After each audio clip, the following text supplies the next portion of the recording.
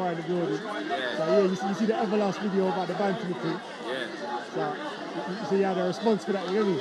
No, yeah, I just very quickly, yeah. My response is based around an analysis of what Bantu actually means. Yeah. Bantu is a legitimate terminology within the language family, yeah, that is referred to as Bantu. But what has happened is that Western or European anthropologists have used certain, anthropologists and ethnologists, yeah, have used and created certain structures, yeah, or frameworks through which to characterize African peoples, and to a significant degree, African peoples have adopted those designations, yeah. And this falls into what is referred to as the true Negro hypothesis.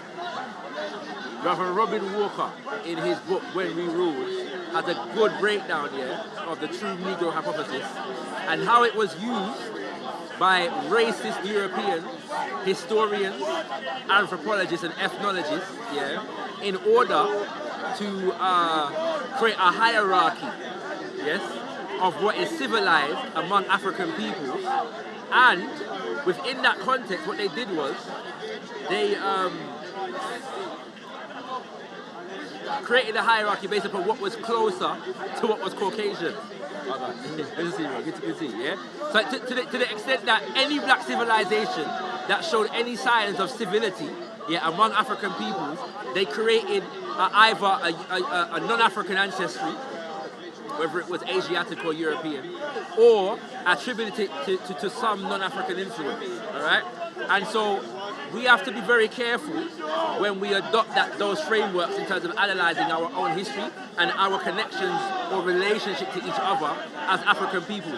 Especially because, like, when in the chat to that video, right, you got a whole argument about how West Africans, yeah, are obsessed with claiming other people's history, right? And what they mean by that is normally ancient Kemet or Egypt. And then you got some Africans who are claiming to be Arabic or Arabs and claiming to be Hebrews, yeah? And this is happening all over the world. There's no doubt about the fact that there are many Africans who are doing that. But that's not exclusive, that dynamic is not exclusive to so-called Bantus, yeah? There are many Africans who are not Bantus who claim to be of Arabic origin, or of Caucasian origin, or of Hebrewic origin, yeah? And it just so happens that those claims are not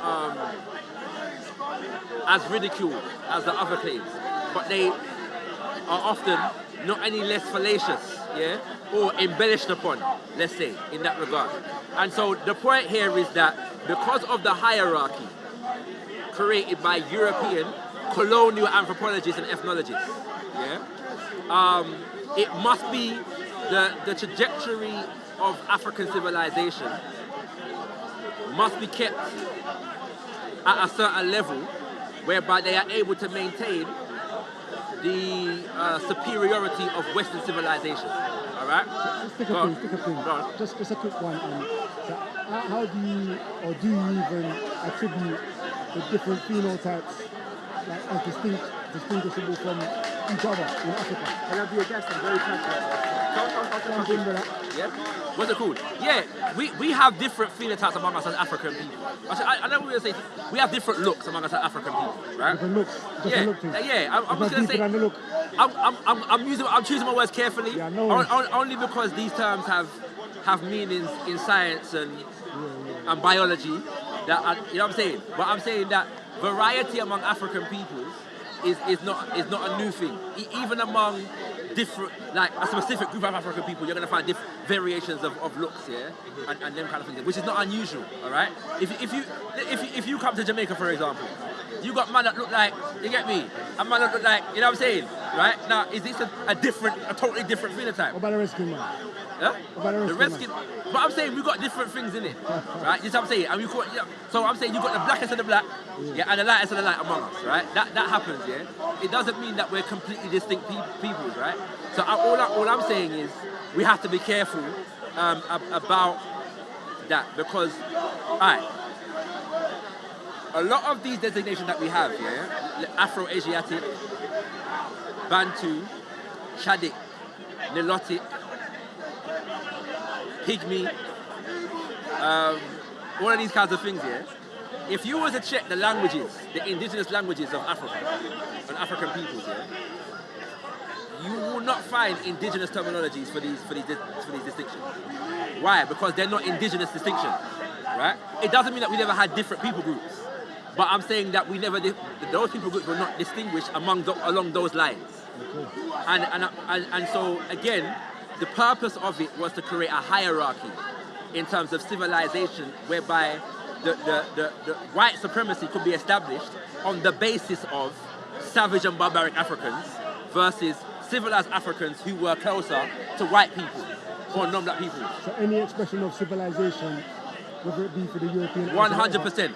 Even down to Great Zimbabwe. But I'm saying, the people groups that are responsible for those achievements, would you say what it's a mixture of different phenotypes? Yeah, definitely. And you have that today, right? You have Africans on the East Coast who believe that they are not connected to other so-called Bantus around them, but they're connected to people in the Arabian Peninsula, for example. They say that they are the Hebrews, yeah, of ancient time. They're descendants of those Hebrews, and make themselves distinct from other Africans based upon that line, right? And so I'm saying that now, when you actually look into the history of that, their claim may have as much validity as the so-called Bantus or West Africans who are making the same claim, right? This is what I'm saying, or making a similar claim.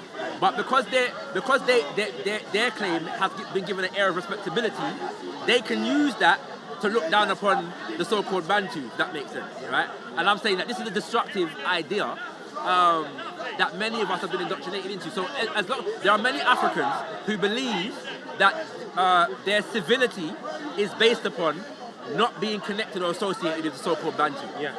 Or the so-called Negro. Yeah. Right? This is what I'm saying. And I'm saying that this is a destructive idea. So go on. I'm like, so obviously there are certain groups who are very particular known for these, the propagation of like, borrowing someone else, so-called glorious past and then attribute it to yourself. Yeah.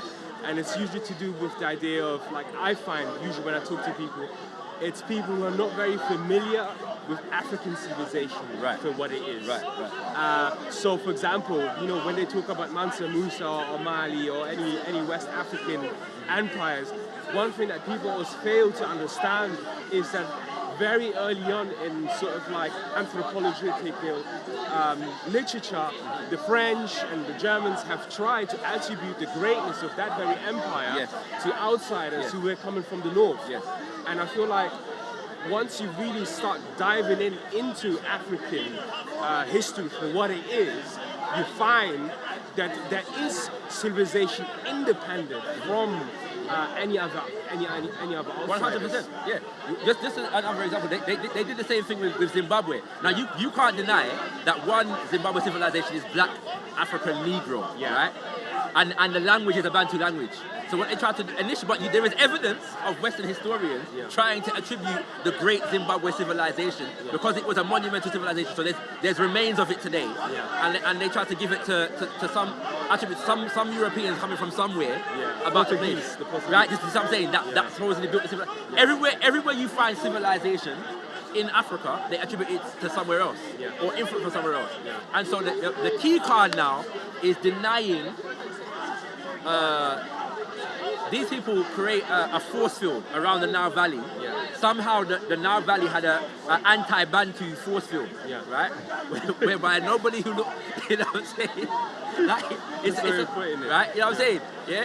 Like, whereby nobody who looks at ourselves was able to penetrate this force field, right? In fact, I was on the G Block one time where a brother from Somalia was offended because I put up a picture of the carving of Nama, the first so-called pharaoh of Kemet. And he was offended because Nama had a big nose. His nose was wide, bigger than my nose, right? And he said, he actually said in so many words, he put up a picture of a big-nosed man and tried to claim he was the first king of Egypt. This is the universally accepted, this is a carving of Nama, who is the first pharaoh, right? You know what I'm saying? And he's got a big nose. It is what it is. What people would label as a Bantu. for one of a better word. Right. He had Negroid features. Yeah. And again, these are European anthropological terms, yeah? Yeah. Right. So that's what I'm saying. I don't subscribe to these terminologies. But no. That's the next question I wanted to ask you. So like terms like Bantu and Nilotic people, like we are at the mercy constantly due to linguistic and language. And I saw your video on linguistic on Patois. Okay. Beautiful. So we're constantly at the mercy of language that isn't devised by us. And one thing that we're very good at is creating new. Right. Where we constantly appropriate things in Western culture and make our own. Right. We know about it's a meme, an ongoing meme that the Jamaicans, any song that goes is a hit, they appropriate. We've got a version of it. That's true. We have a version of it. That's a very real stereotype. So we are the African spirit is entrenched in creativity and constantly creating new. Like, do you reckon that we should like maybe force and look for language that it's more accurate? 100%. And this to me is why when you were making the point about studying African civilization from an African perspective, and then looking at African culture from an African perspective as well, because I feel like we have distinctions among us that are commensurate with our own development. So you want to say something? No, all right.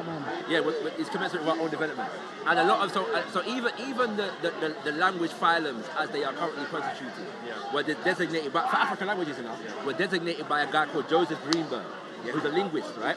But the same rigor that was used to establish the phylums in relation to Indo-European were not used in relation to Africa. Okay. So Afro-Asiatic, Bantu, Nilotic and Chadic, and Berber, I believe, and Khoisan, I believe is how he divvies up the language. So was he a bit lazy, or you basically, right? But all to this day, the same linguistic rigor that is applied to other areas of the world it's not been established. But linguists use the framework as though it has been. And I'm saying that, but then you have people like Baba Kwesi Pra, Tia Falabenga, who's around from where you come from, who have questioned his theory and are challenging it and developing new frameworks around it. And we need to look into that. Because I'm saying that what is like, that you might be able to differentiate between, let's say, somebody from Sudan and somebody from Nigeria based upon certain things, right? But phenotypically, we've got similar features, right? It's the same kind of hair, it's the big nose and big lips, right? And based upon our specific development in terms of whatever peoples or genetic traits have been popularized among us, whatever, you may find, certain specific you can identify. But you wouldn't. I don't know. I think we need to be more careful, and I think we need to be more specific, and I think we need to understand, more importantly, where the theories and the frameworks that we're using have come from, and what purpose they're designed to serve. That is the point I really want to make. And this is something, obviously, we had plenty of beautiful conversations prior. This is also something that I always tell Muslim, the genealogy of ideas. How ideas develop and how ideas traverse through the time and space and morph into, sometimes go a bit more extreme, sometimes less, lose relevancy. So you said something so amazing. You were talking about the idea of like that when you look into like the way how some Western Europeans have devised and divided linguistically the map of Africa. So it's done it in a very sort of like most elementary way possible. And I believe also the same applies to archaeology. Like the continent of Africa, I think people sometimes forget how massive Africa is. Like the continent of Africa is so freaking big. Like I believe like 90% of it has not even been explored. Excavated. Archaeologically, you're correct. And I think the day we have people going into that in terms of in our university, 100%. I feel like the conversation is going to speed up so quickly. 100%. And the reason why I'm saying this is this. I came across this article on National Geographic, and it was an article which I think it was published in 2005. And it was about this guy who had like used Google images of about a region in the Congo Basin. Yeah. Because there was a popular belief Yes. that there was no civilization in the Congo, rainforest, and he has seen there was irrigation Yes. that Operating. existed there. So I can only imagine Yeah. the amount of kingdoms that are waiting for us and the future 100%. to discover what actually happened in the rainforest. Because on the other side of the continent, in the South America continent, a lot of the Amazonians, there was also this belief that there was no civilization, but they're finding cities as we speak right now because they're using laser bouncing technology to find a structure under. So, And the wickedest thing is that a lot of the, as far as Africa is concerned, a lot of those civilizations that they're discovering are older than Nile Valley, right? In the sense of Nile Valley is significant because it's the oldest that we have abundant records for, yeah. But when you check migration patterns, and you remember you're saying Africa is massive, right? So even migration is an achievement, yeah, within that context, yeah. But when you look at migration patterns, what is more and more being revealed is something that some historians have established for a long time. That what the Nile Valley is significant because it becomes a hub for like a gravitational pull of various different parts of African civilization. So there are civilizations that are older in southern Africa. That you find evidence of the influence of that in the Nile Valley at a later point. Congo the same way, and a lot of stuff linguistically as well. There's a lot of because Proto-Bantu as a language family is old, it's very, very old, right?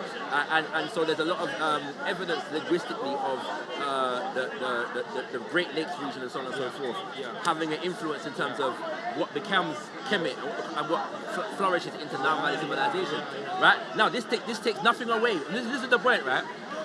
These people wrote Kemet or Egypt out of Africa and called it a white civilization. And there are many Africans that are cool with that as long as so-called Bantus are not factored in. Right, you know what I'm saying? So you could be Afro-Asiatic and included into that. You could be Chadic and included into that, right?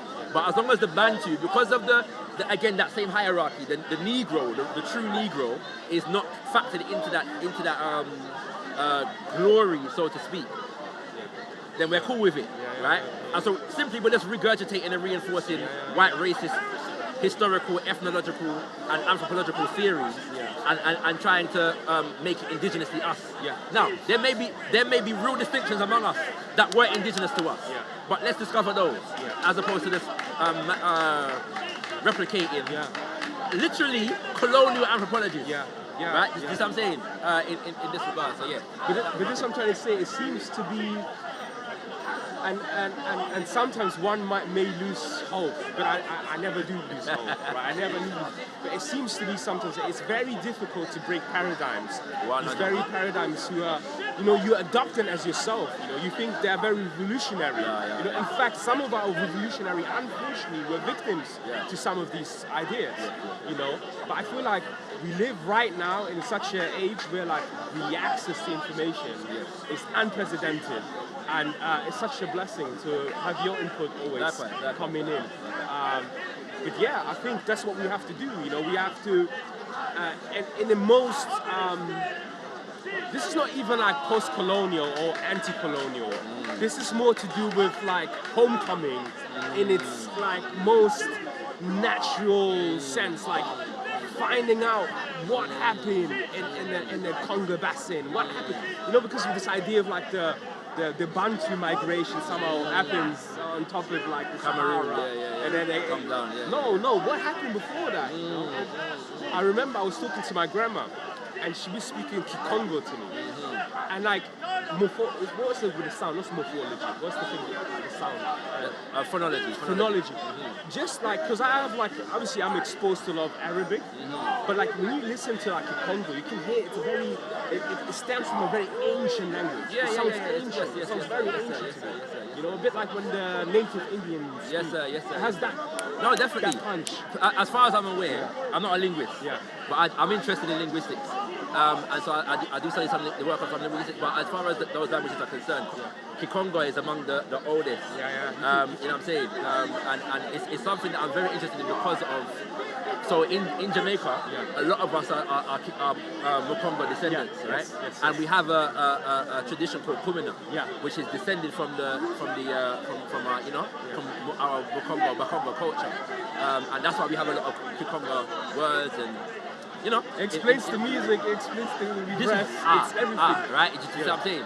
So, and so with that, we start to, when you study these cultures and you study that, for example, the relationship between the Kikongo or the Mokongo and the Caucasian, which is just next door, like in various different nations going further east.